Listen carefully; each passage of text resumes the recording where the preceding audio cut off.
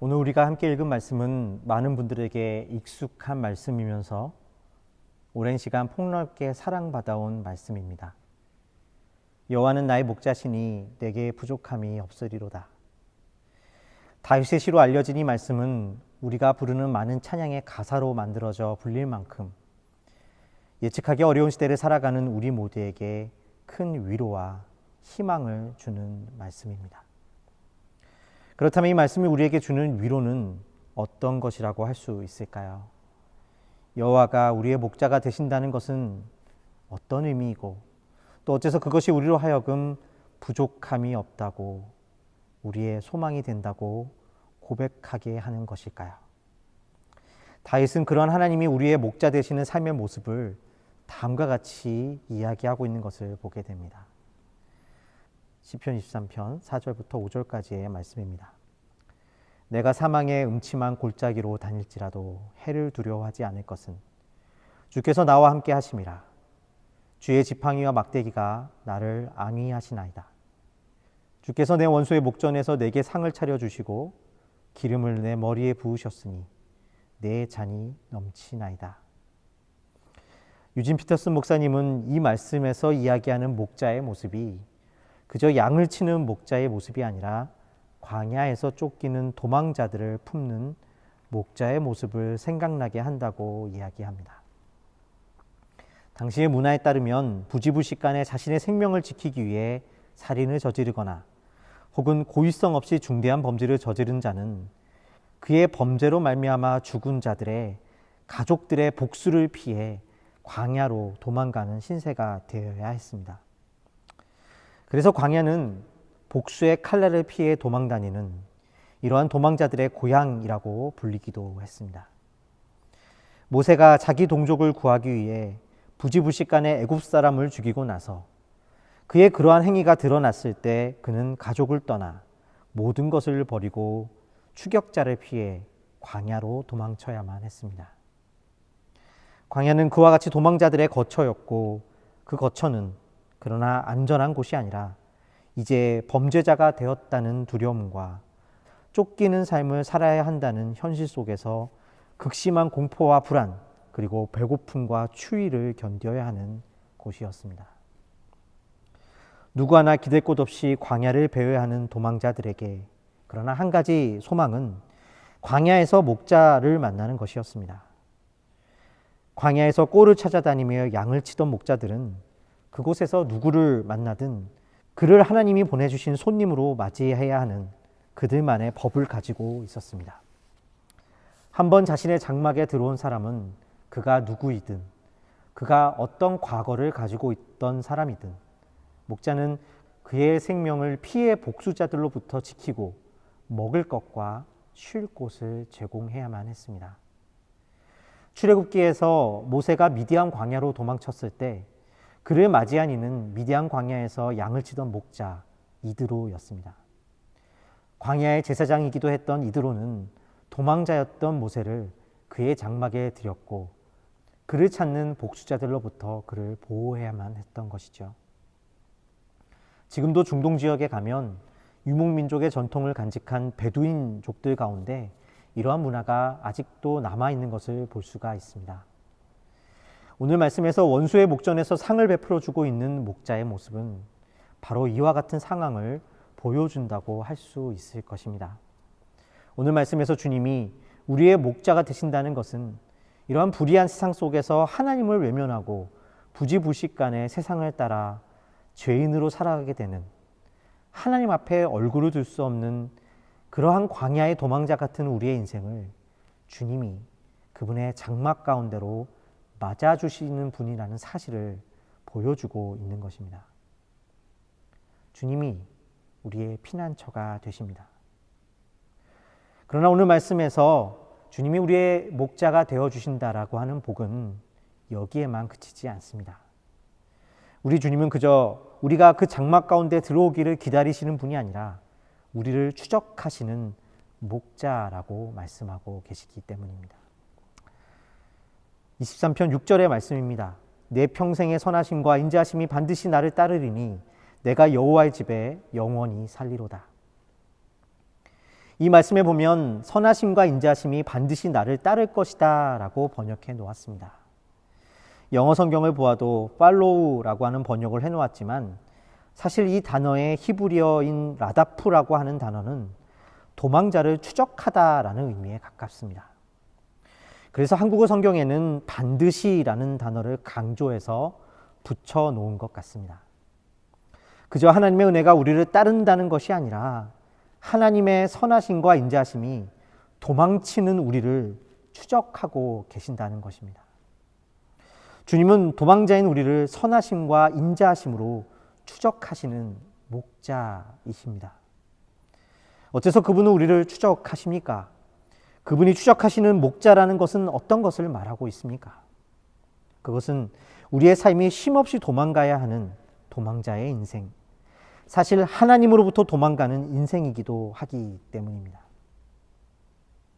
오늘날 우리는 무엇으로부터 도망치고 있습니까? 어떤 분들은 인정받지 못할 것을 두려워하며 도망다니는 인생을 살아갑니다. 또 어떤 분들은 외로움으로부터 도망치는 인생을 살아가기도 합니다. 또 어떤 경우에는 사랑받지 못할 것을 두려워하며 도망다니는 인생을 살아가기도 합니다. 만일 내게 인정받지 못하고 사랑받지 못하고 외롭게 되는 현실이 닥친다면 나는 죽어버릴 것 같기 때문에, 그래서 내가 이것만 얻게 된다면 인정받을 수 있다고, 사랑받을 수 있다고 그렇게 믿는 것들을 얻으려 죽지 않기 위해 고단한 도망을 계속하고 있는 것입니다.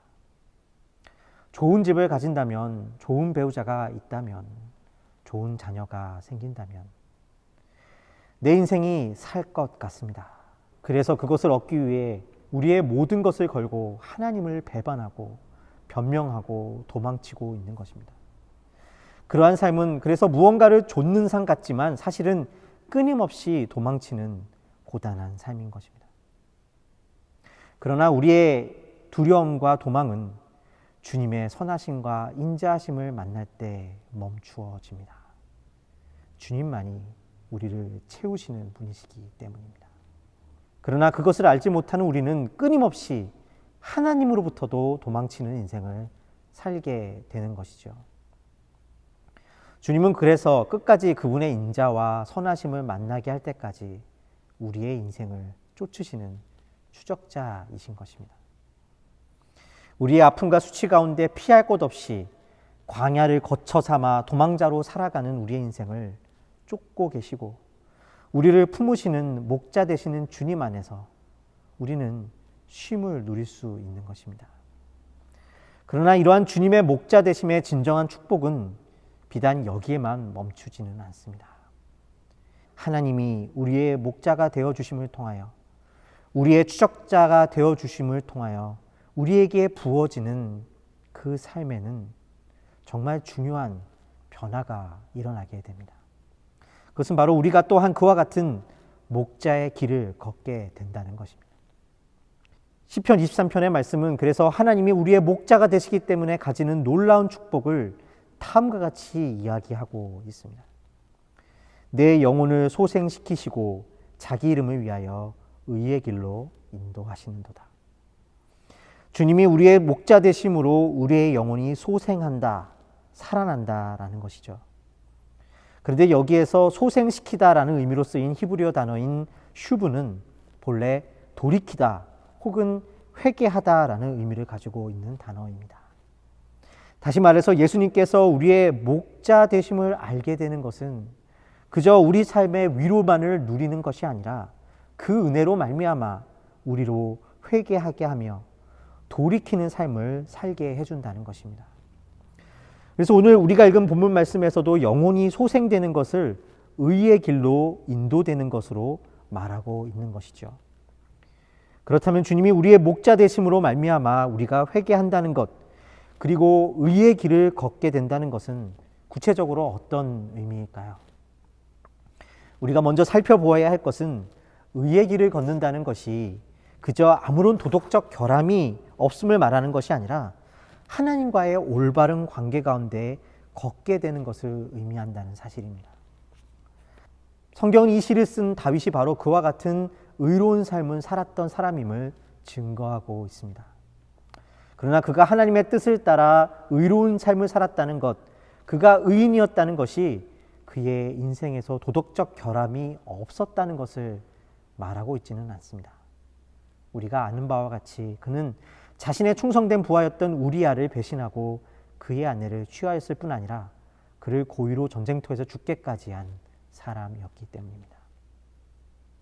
그러나 그럼에도 불구하고 성경이 그를 의로운 사람이라고 말하고 있는 이유는 어디에 있는 것일까요? 그것은 그가 목자의 삶을 살았기 때문입니다. 시편 78편 70절에서 71절의 말씀입니다. 또 그의 종 다윗을 택하시되 양의 우리에서 취하시며 전양을 지키는 중에서 그들을 이끌어내사 그의 백성인 야곱 그의 소유인 이스라엘을 기르게 하셨더니. 다윗은 이스라엘을 기르는 목자로서 부르심을 받았고 목자의 삶을 살았습니다. 그가 목자였다는 의미는 오늘 우리가 보았던 것 같이 강력한 리더라는 의미가 아니라 도망자 같은 이스라엘 백성들을 끝까지 기르고 품었던 사람이었다는 것입니다.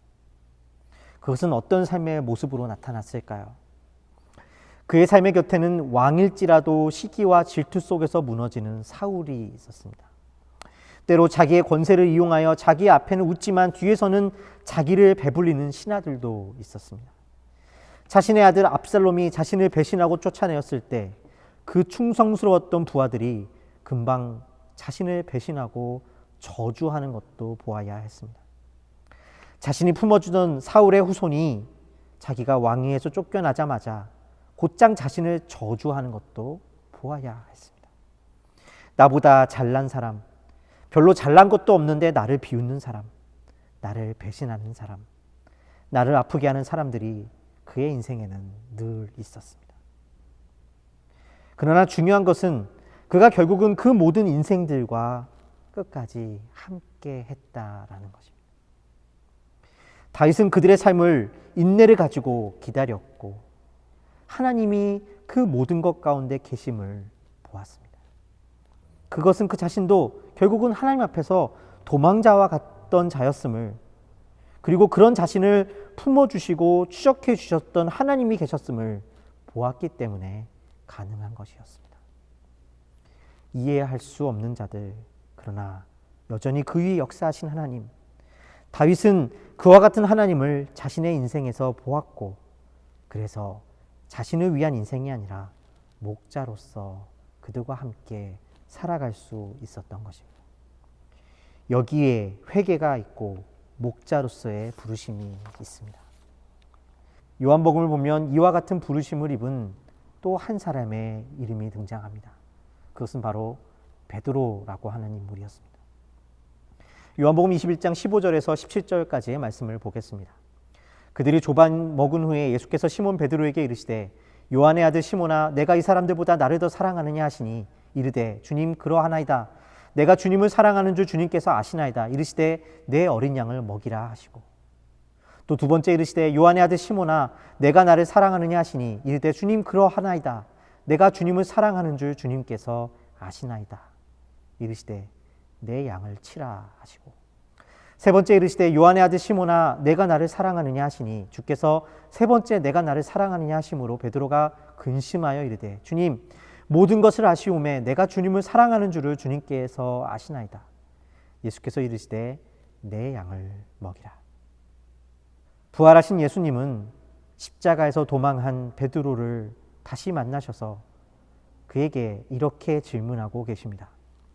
내가 나를 사랑하느냐? 어떻게 보면 짓궂은 질문인 것 같습니다. 방금 자신이 십자가 앞에서 예수님을 배신했는데 지금 그 자리에 오셔서 이 질문을 묻고 있다고 생각해 보십시오. 차라리 너 왜 그랬니? 라고 물으시는 게 낫지요. 너 정말 나를 사랑하니? 라고 묻는 게 얼마나 아픈 질문이었을까요? 베드로는 그 질문 앞에 어쩌면 조금은 뻔뻔한 대답을 하고 있는 것을 보게 됩니다. 네 주님, 내가 주님을 그래도 사랑합니다. 예수님은 어째서 이 질문을 하고 계시고 베드로는 이와 같은 대답을 하고 있는 것일까요? 그것은 베드로에게 예수님이 두 번째 찬스를 주고 계신 것이 아니라 여전히 주님을 배반하는 삶을 살게 될지라도 그래도 지금 너를 만나주고 계시는 그 주님을 잊지 말라는 것입니다. 그럼에도 불구하고 주님을 사랑한다고 고백할 수 있게 하시는 이 은혜를 잊지 말라고 말씀하고 계신 것입니다. 아니, 그렇기 때문에 그러한 자신을 여전히 만나주고 계시고 변함없으시는 그 은혜를 붙고 계시는 예수님을 더욱 사랑하게 됨을 잊지 말라고 하고 계신 것입니다. 예수 그리스도의 용서와 십자가의 은혜가 여기에 있습니다.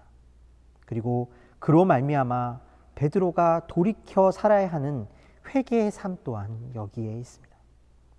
이제 내가 가진 의를 지키기 위해 살아가는 인생이 아니라 지금도 도망자의 삶으로 광야를 배회하고 있는 그들과 함께 울 수 있는 목자의 삶을 살아가게 되는 것입니다. 예수님은 그런 베드로를 향하여 내 양을 치라고 먹이라고 그렇게 목자로 부르고 계신 것이죠. 리더가 아니라 섬김의 목자입니다. 광야에서 도망자들을 품을 수 있는 목자입니다. 자신의 명예를 걸고 그것을 지키기 위해 이끄는 리더가 아니라 인생의 아픔 속에서 함께 아파하고 함께 우는 목자입니다. 베드로는 어쩌면 리더의 자질을 가지고 있었는지 모릅니다.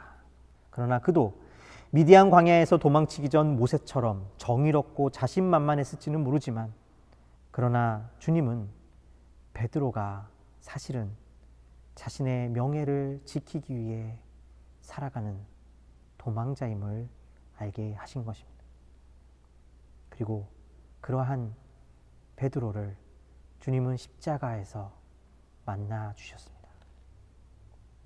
모세처럼 베드로 또한 이 땅에 방황하는 도망자들을 품는 이스라엘 백성들을 기르는 목자로 만들어 주셨던 것입니다.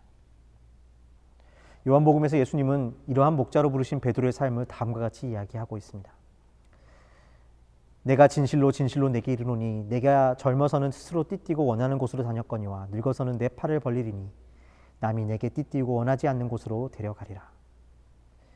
그 전에 마음대로 살아가는 것 같지만 사실은 도망자의 삶에서 이제 누군가의 종과 같은 삶으로 보여도 사실은 목자 대신 주님의 장막 안에 거하며 또한 자신도 목자로서의 삶을 살게 된 것입니다. 사랑하는 비전교회 성도 여러분, 요한복음 10장의 말씀에 보면 예수님께서 자신을 목자로 비유하시는 장면이 이렇게 나옵니다. 나는 선한 목자라. 나는 내 양을 알고 양도 나를 아는 것이 아버지께서 나를 아시고 내가 아버지를 아는 것 같으니 나는 양을 위하여 목숨을 버리노라. 내가 내 양이 아님으로 믿지 아니하는도다. 내 양은 내 음성을 들으며 나는 그들을 알며 그들은 나를 따르느니라. 내가 그들에게 영생을 주노니 영원히 멸망하지 아니할 것이요 또 그들을 내 손에서 빼앗을 자가 없느니라. 예수님은 자신에게 속한 양은 자신의 음성을 들으며 자신의 길을 따른다고 이야기하고 있습니다. 목자의 길을 따른다는 것은 곧 목자의 삶을 살게 되는 것을 의미합니다. 예수께서 우리에게 목자 되셨기 때문에 우리도 또한 이제 의인됨과 회개의 삶, 곧 목자의 삶을 살게 되는 것입니다. 목자 되신 주님을 따라 광야의 도망자들을 품으며 살아가는 것입니다. 주님이 우리의 목자 되심으로 우리가 그러한 삶을 살아갈 수 있는 것입니다. 오늘 아버지 주일 예배를 맞습니다. 지금도 이와 같은 목자의 삶을 살고 계시는 이 땅의 육적인 아버지뿐만이 아니라 영적인 아비로 살고 계시는 성도 여러분들을 주님의 이름으로 축복합니다. 영적인 아비로 살고 계시는 여러분은 주님의 동역자들이십니다. 어렵고 힘들지만 우리가 어디에 있든 부르신 그 자리에서 주님과 더불어 목자장 되신 주님을 따라 목자로 살게 되신 축복이 저와 여러분에게 있게 되시기를 주님의 이름으로 축원드립니다. 함께 기도하시겠습니다. 고맙고 감사하신 아버지 하나님, 우리를 쫓으시는 사랑의 추적자, 목자가 되어주신 주님을 찬양합니다. 주님, 우리가 원하는 것을 쫓아 그렇게 도망자로 살아가는 인생을 목자 되신 주님께서 우리를 품어주시고 또한 우리를 위해 더 이상 살아가는 인생만이 아니라 이제 진정한 섬김의 목자로 그들 가운데 거하는 자로 불러주셨음에 감사를 드립니다. 주님께서 우리를 부르신 그 은혜의 부르심에 순종하여 오늘도 살게 하여 주시고 주님과 더불어 함께 목자장 되신 그리스도를 쫓아 살아가는 그 은혜와 명예가 우리 삶에 있게 하여 주시옵소서.